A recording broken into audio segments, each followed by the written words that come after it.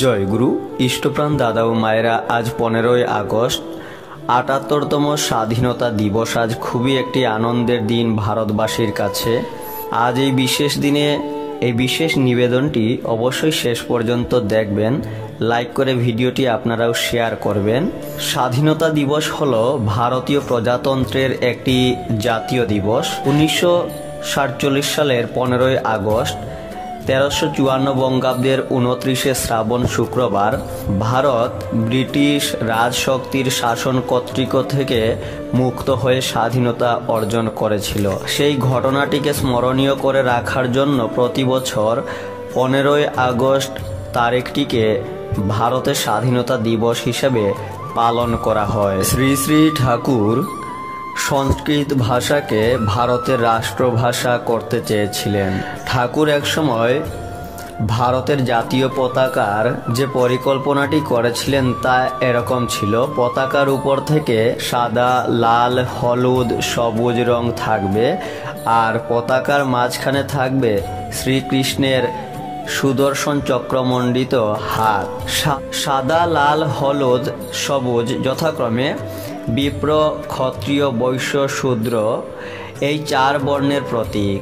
সুদর্শন চক্র মানে হলো সম্যক দূরদৃষ্টি সম্পন্ন কৌশল, যা শ্রীকৃষ্ণের জীবন দর্শনের সাথে তুলনীয়। আর পতাকার প্রণাম মন্ত্র হোক বন্দে পুরুষোত্তমম, এও ঠাকুর চেয়েছিলেন। স্বাধীন হওয়া মানে কি? শ্রী শ্রী ঠাকুর বললেন, মানুষ সত্যিকারের স্বাধীনতা তখনই পায় যখনই তার বিংটাকে পারিপার্শ্বিক তার প্রবৃত্তির ভিতর দিয়ে খিঁচড়ে ধরে টুকরো টুকরো করে সাবার করতে না পারে, বরং তার আদর্শপ্রাণ প্রবৃত্তিগুলি পারিপার্শ্বিকের সেবার ভিতর দিয়ে তাদের প্রত্যেককে সন্দীপ্ত করে বিকামিংয়ের দিকে অবাধ করে তুলে। তখনই সেই হয় তার পারিপার্শ্বিকের কমন ইন্টারেস্ট, আর তখনই সে স্বাধীন।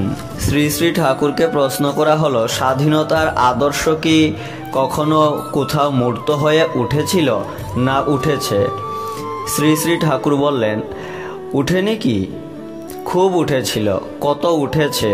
তার মধ্যে এদিকে ধর্ম অশোক যেমন্তর তার প্র্যাকটিক্যাল ডেমনস্ট্রেশন দিয়ে গেছেন, এত বড়ভাবে আর কেউ দিতে পেরেছেন বলে আমার মনে হয় না। তাছাড়া শ্রীকৃষ্ণ, বুদ্ধ, যিশু, মোহাম্মদ ইত্যাদি প্রেরিত বা অবতারগণ পিপল ইন জেনারেলের জন্য প্রকৃত স্বাধীনতার বীজ অকাতরে ছিটিয়ে গেছেন, আর সেই বীজকে যিনি বা যারা যতটুকু পোষণ ও বর্ধন করে অ্যাকশন অ্যান্ড এক্সপ্রেশনের ভিতর দিয়ে ম্যানিফেস্ট করেছেন, তাঁরা বা সেই জাতি ততটুকু বা তত বড় তেমনতর স্বাধীনতাকে উপলব্ধি করেছেন।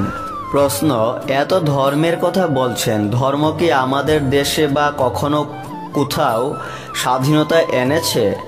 না, এনেছে আলস্য, নির্জীবতা বা স্বার্থপরের মতো অন্তরিন্দ্রিয়ের একটা সুখ লালসা।